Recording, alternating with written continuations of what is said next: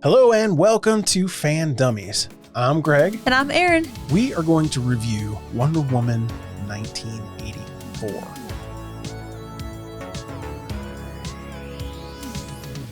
Let's get into our review of Wonder Woman 1984. Aaron, you are a much larger Wonder Woman fan than I am. I mean, look at you. You got your Wonder Woman jacket on. There's probably Wonder Woman stuff behind us here. Oh, yeah, there is. What about my little Wonder Woman right here? Your Wonder Woman right there on your desk. In fact, one may call you a Wonder Woman super fan. Wonder Woman. Aaron's in all of the Wonder Woman groups. The house is stacked full of Wonder Woman stuff. Cue some Wonder Woman collectible B-roll. I hope you're going to record that after the podcast today, Greg. I will.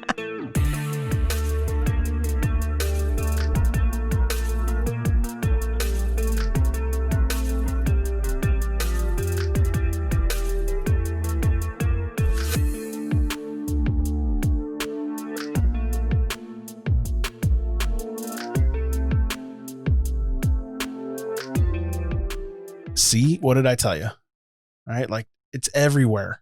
So I think you should start with the review since you're coming from a place of love for Wonder Woman. Well, like Greg said, I'm a huge Wonder Woman fan. I thought the last Wonder Woman movie was just really great. Yeah, it was good. We rewatched it recently when we talked about it on the podcast, and I just really loved it all over again. And I was really hoping that this Wonder Woman sequel was going to live up to that movie or be even better. Yeah. Especially with the anticipation of waiting for the movie to come out. Like they just kept not wanting to release it to the streaming service. They were just like theaters only, which I think hyped it up even more to me. Yeah. Patty Jenkins kept saying, I want you to see all of this amazing work that we did on the big screen. So. Well, I think what we got was a super cheesy, bad acting, bad script, bad story, bad villains. Not even really a superhero movie. Mm-hmm. I don't know. I'm just really disappointed. Like I wanted to love this movie just because I love Wonder Woman so much and everything about Wonder Woman and who she is and, you know, what she does for the DC Comics world. But I just couldn't. It's just not good at all. And I have some really good points. So hopefully, you know, you're not just going to turn this off, be like, oh, Aaron hates this. Why am I going to listen to this? Because I think I have some really valid points as to why I don't like the movie. So if you agree or disagree with me, I think it'd be really cool to have like a little discussion about it as well. So don't say Aaron hates this, turn it off. Hear me out. Yeah. One thing to keep in mind is if you've been a long time listener to the show, I mean, this is episode 114. So some of you have been with us for a very long time and we appreciate it so much. We are not into the toxic fandom. Nope. If we watch something and we hate it, you'll never hear about it on the podcast. We cancel the show. We do something else. We don't want to add to the toxicity of the world. We want to talk about things that we love. The issue is this movie is such a blockbuster. I think people are trying to figure out what they feel about it is the same way other people feel about it. Like I talked to my mom and I got she likes everything, by the way. Oh, yeah. We've seen some stuff that she recommended that were really bad. Sorry, Mom. And I was getting a play-by-play text in the movie theater. It's like, oh my gosh, this is so good. No. No. Yeah, I can see this. Is it cheesy like this the whole time? Yeah. This movie is not good. Oh, God. Basically, was the play-by-play. Walk us through your points and maybe it'll give the commenters something to talk about in the comments. Well, I think the movie started out okay. Like I was all into like the Wonder Woman origin story, even though that is overdone. And I don't know who doesn't know about the Wonder Woman origin story. I mean, you must be living under a rock. I know. If you don't. And I'm just like, like, can we move past that? Number one. And then it goes directly into the 1980s mall scene, which it cuts from being on the mascara to going to 1984 in a cheesy mall. It was shot so horribly. I get the idea of the 80s and everything being kind of like High really contrast. cheesy. Yeah, from the 80s. Yeah. But I don't want that. I know Stranger Things did the 80s and it's not cheesy. I mean, you can look at Ready Player One, Yeah. Stranger Things. You can depict the 80s in a modern style. Uh-huh. Like, you don't have to shoot it like you would shoot it in the 80s. Oh, Like, horrible. that's what happened. Like, they used a color grade and cinematography like it was 1980. The whole 80s aspect of the movie had a very cartoony look and feel to it that I think if you like Joel Schumacher's Batman and Robin movie, this movie would be right up your alley. Yeah, but the problem is it didn't stick to it. Oh, yeah. And that's another thing. It went back and forth between 1984 or 80s vibes to 2020 vibes, which was awesome. And it kept going back and forth. And, you know, just pick one style. Don't do both. So what else? And the action scenes, I'm all about, you know, seeing Wonder Woman fight crime. You know, Yeah. her lasso's cool. Like, I just want to see her fight villains.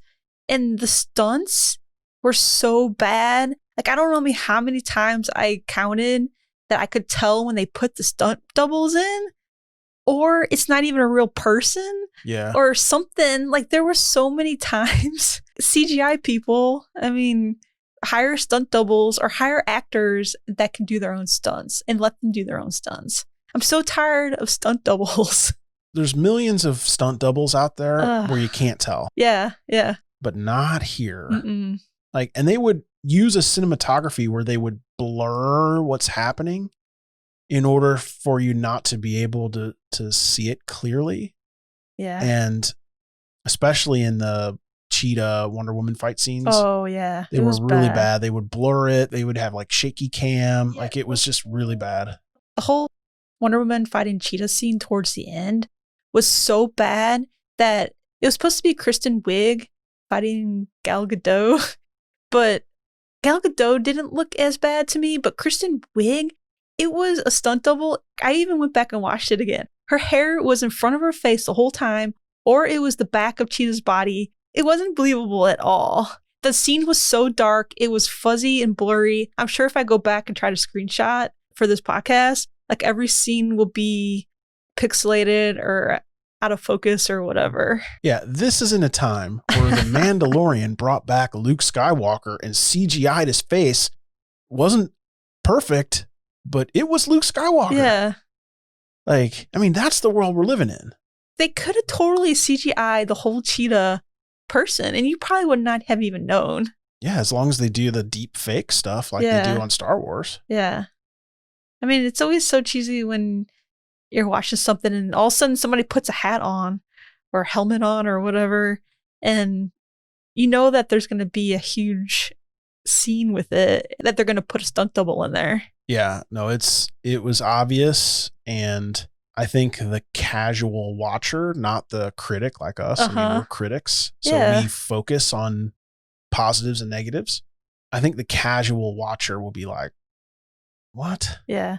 I mean, a huge reason I love science fiction, fantasy, and superhero movies that we talk about is just for the CGI. Like, otherwise, I would just watch rom-coms or dramas or cop shows or cop movies or whatever. I know. And I love the special effects that you get watching these movies. Hey, I'm down to make Fan Dummies a Matthew McConaughey podcast. All right.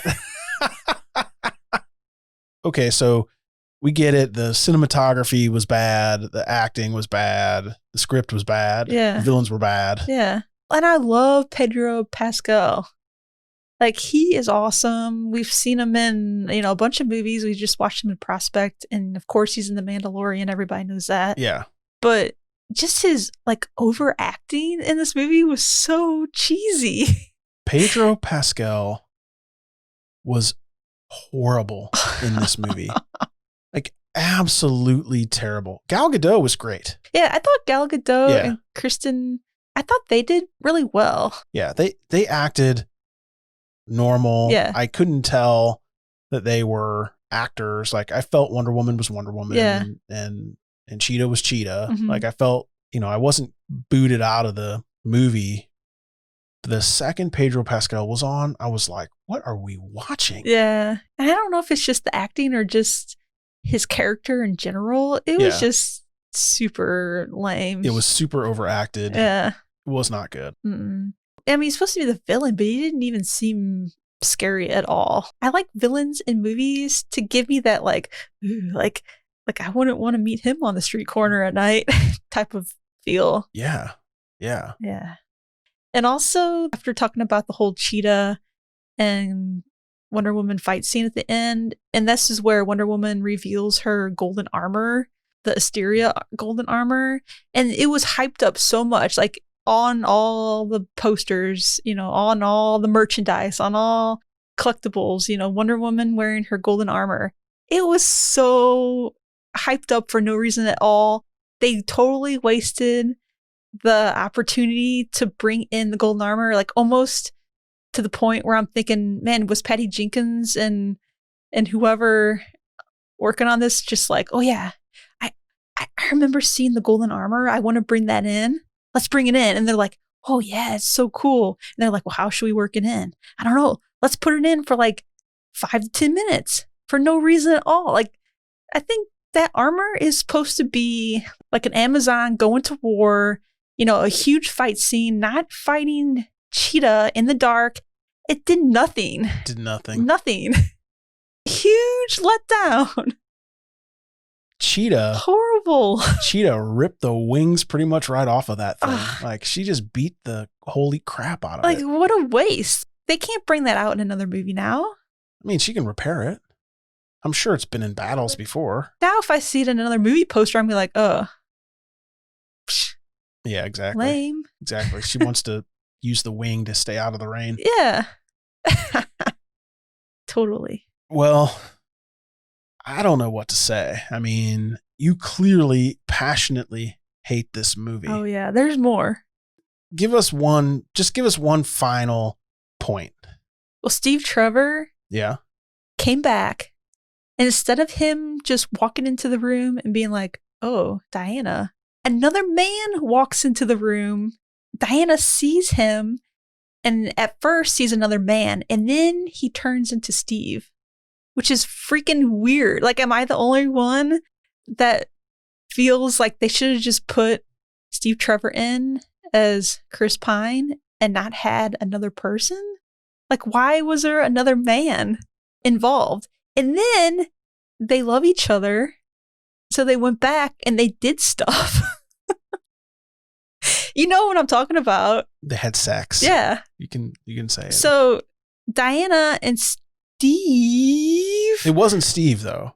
It was another man under the influence of Steve Trevor. Yeah. Am I the only one that's weirded out by that?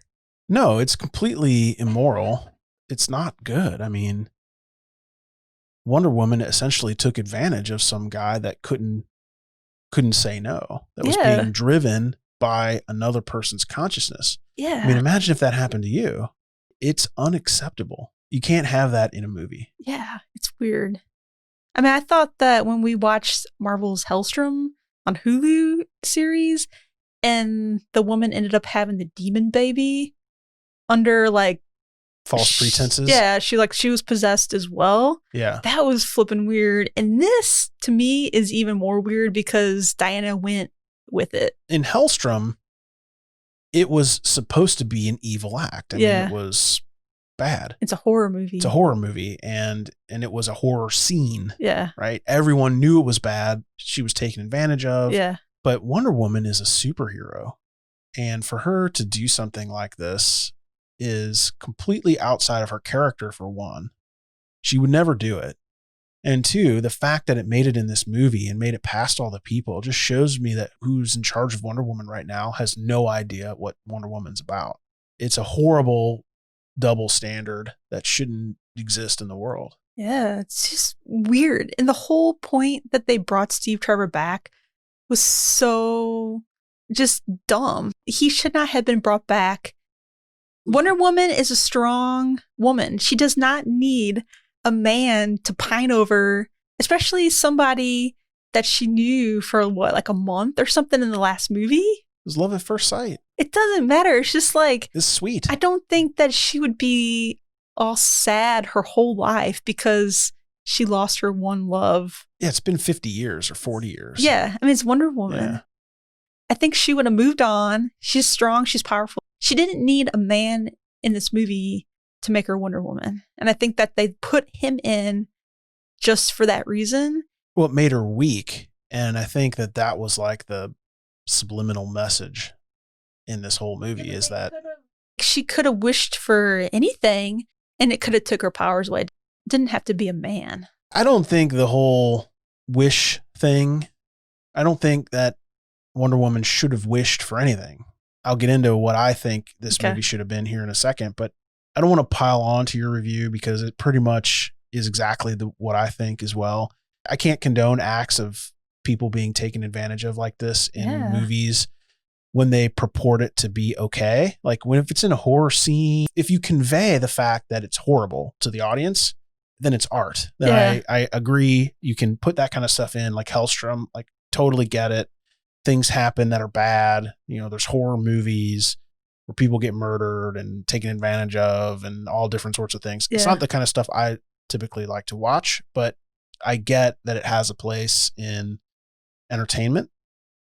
But for this to happen and for it to be conveyed like, oh, it's just Steve Trevor, you know, I mean, then at the end, she sees that dude and, you know, she's like, oh, hey, you know, I've seen you naked. I know, that's so weird. So I weird. like your clothes. Creepy. Yeah. Are you wondering why your bed sheets smell like me? Like, it's the weirdest thing. If I were HBO, I would pull this movie for that one reason alone, and I would edit that out, and then I would release it. Yeah. It's just not acceptable. They've been filming this movie since 2018. It's been just sitting on the shelf for months because they couldn't air it. They couldn't make it perfect for everybody. And then everyone's like, oh, wait to the end credits. There's a scene in the end credits. I'm like, oh, it's going to be Linda Carter. Of course it's going to be her. Like everyone was hyped up about it. Yeah. And it's cool that Linda Carter was in everything. She's cool and everything. But the whole fact that she is supposed to be Asteria totally ruins the continuity. Am I the only person in the DC fandom that goes, that is not Asteria, that is Wonder Woman? Like, what are they doing? Yeah. You can bring her in. I mean, it's total fan service, but there has to be a reason for fan service. And it totally ruined the continuity. And DC is horrible at this. It's just bad. My main issues, you know, I look at this more, I'm less emotional about it because I'm not a super huge Wonder Woman fan. I'm a Wonder Woman fan. You know, it's not my main fandom. It's one of Erin's main primary fandoms. So she's, you know, this is kind of an emotional reaction. But when you start messing with like Star Trek and Star Wars and stuff like that, I get pretty emotional about that. And it doesn't have to follow like super hard, you know, continuity rules, but they can't take Wonder Woman and change her into another character. It just doesn't make sense. Yeah, it's just unnecessary. But my biggest issue with this movie is really the story. The antagonist, Max Lord, he seems to be taking these actions because he wants to be a better man for his son. That's like the underlying kind of, I think, the story for this movie. But we don't ever form any sort of emotional bond with Max Lord. They throw in this little tidbit of him being abused when he was young as it's like some sort of an excuse of why he's messed up. Yeah. That's where they should have started then. This should have been Max Lord's story. Mm-hmm. The directing in this was so bad. It was historically bad. It was monumentally bad. It may have been the worst directed movie that I have ever seen in my entire life. Ever. And the directing is, you say, okay, well, it's the story. It's all she could work with. No. The color grade changed 4 or 5 times throughout this movie. The shots, the scenes, the setup, the sets, all terrible. As a matter of fact, there's a picture floating around. I don't know if I'll be able to find it for this podcast or not, but someone took a picture of a scene, like somebody on set took a picture of a scene, and then they showed the scene of the movie next to it. And the iPhone or whatever phone had a nicer, more creative color grade and framing and set. They should have used the phone picture in the movie. It was better. Then there was a picture of a guy shooting out of his window of his office when Max Lord was landing the chopper. Again, a better picture, a better framing. You see the chopper from the top. You see Max Lord run out from it. It's a great shot. It had emotion. Like, you get to see what's happening. The entire process of this movie from beginning to end was horrible. The CGI was terrible. I don't blame the director for the CGI, but I do blame the director for accepting it. Like, she should have said, listen, this is trash. It's terrible. This is 1990s CGI. It's 2020. They make video games that look better than these movies that they're creating. But see, here's the funny thing. Like, at times I thought the movie was going to salvage itself. Oh yeah. Like, it's 2.5 hours. So there were like 15-minute stretches or 18-minute stretches where I'm like, oh my God, it's getting good. The color grade normalizes. Like, the scenes are cool. Like, the fight scene in the White House is cool. The chase scene is cool. Like, there's a lot of cool stuff happening. And then it just goes south. The only thing that may save this movie is if there's like a group of people that hadn't renounced their wish and you can tie future movies and events back to it. But then it's so far out of DC's canon that it would be just a completely new thing, which, okay, I'm here for it. You know, like, okay. Yeah, because Flashpoint is supposed to change villains and superheroes in the future in the DC continuity, but not people who wished on a stone. Speaking of that, I would be happy to rewatch this if they cut out all the Steve Trevor nonsense. Mm-hmm. They reshot Max Lord's story so we can see him from the beginning. What happened to his family? Where's the mom? Did she die? Was it traumatic?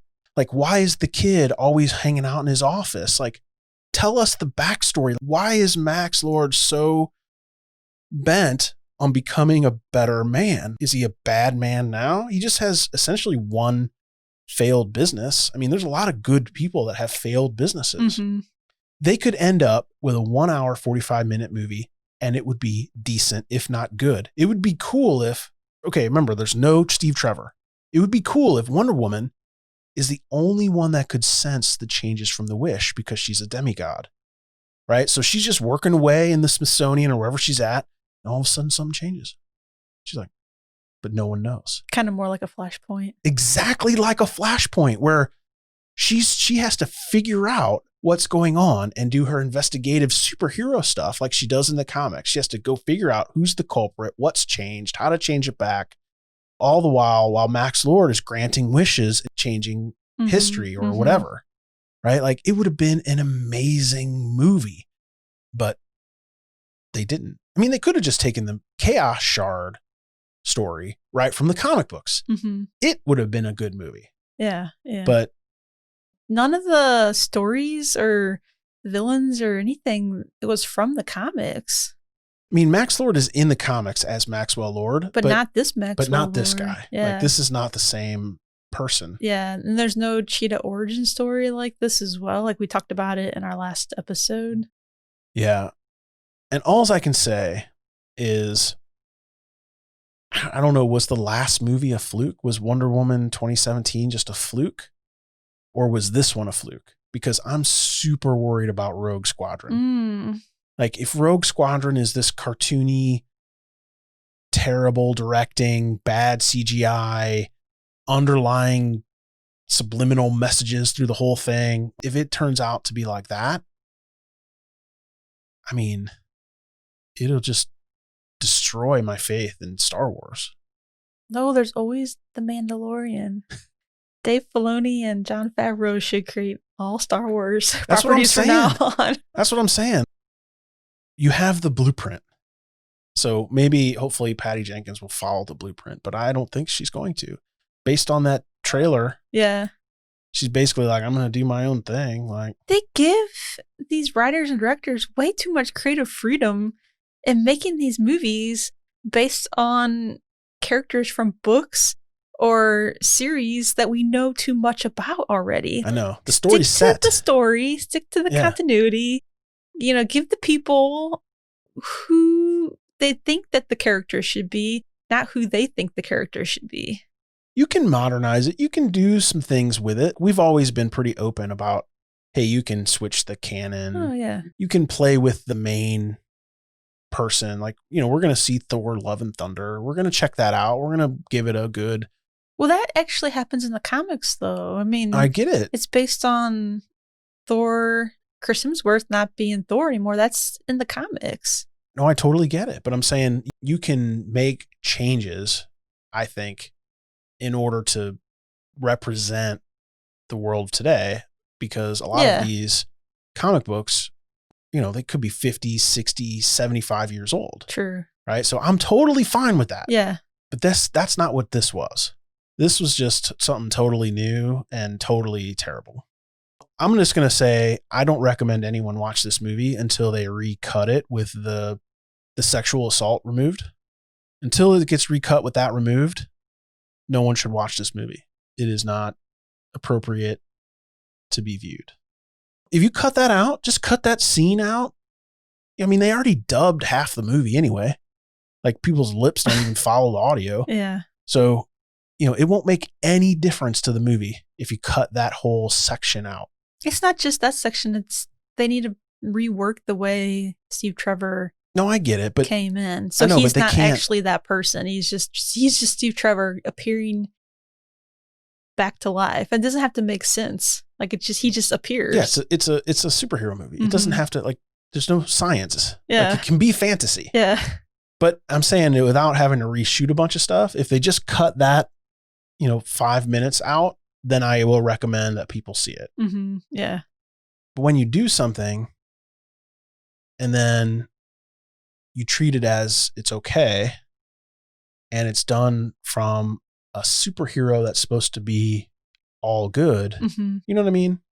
Like, that's why you need The Boys, because Superman needs to maintain a certain ethical standing. Oh, yeah. Right? So does Wonder Woman. Yeah. Right?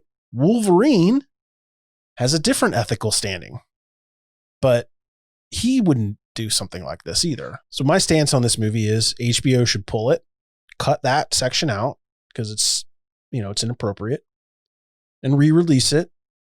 And then we might have something. It'll still be a terrible movie, but at least it won't have Wonder Woman partaking in crimes against other people.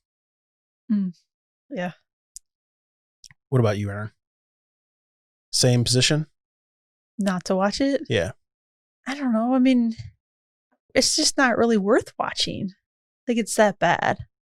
Like, I'm always like, Mandalorian is high on my list of when I rate stuff.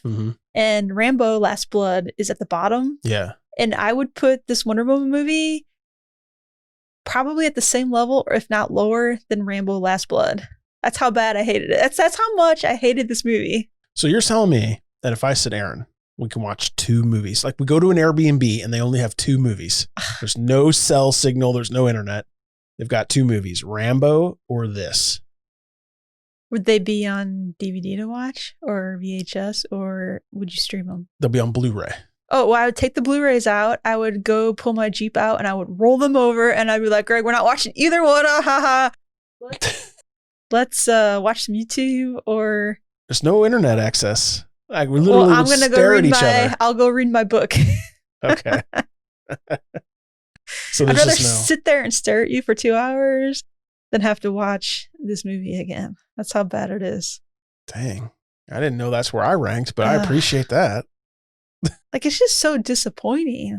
Like, I want to love it. I want this Wonder Woman movie to be so great that I'm just like, oh, I just love Wonder Woman so much. And I just don't feel it at all. It's just so bad. Yeah. So bad. That's going to do it for us on today's episode. We thank you for listening and watching this episode of Fan Dummies. Please subscribe, write us a review. give us a rating in whatever app or place you're watching or listening. If you're on YouTube, please hit that subscribe, hit that thumbs up, hit that bell notification so you know when we come out with episodes. This episode was a little bit of a downer, and we apologize for that. We don't often do negative reviews just because they're not fun. And that's not what you're here to listen to, right? Like who wants to listen to somebody talk crap about a movie? Like, it's just not right. I'm not going to lie and say that it's good. Yeah. And we've had this planned and we've been looking forward to this movie coming out. So we had to do the podcast. Otherwise, even Greg was like, maybe we should look for something else to review and talk about for this episode. But ethically, our listeners expect us to do this. Yeah. We've said we were going to do it. And Yeah. I think if we were to not do it, it would be dishonest to our listeners, which I don't want to be. Yeah. I think it's also important to highlight this sort of behavior in movies so we can avoid making movies like this in the future. If you're going to have a Freaky Friday incident, you can't test drive your body in ways that is unethical and then claim that it's okay. Mm-hmm. You just can't. Like, you have to at least tell your audience in some way that this is bad, not that it's good. You can't ever say that it's good. You know, we felt like we had to make this episode for that reason alone, just to make sure that everyone else catches that weirdness in this movie.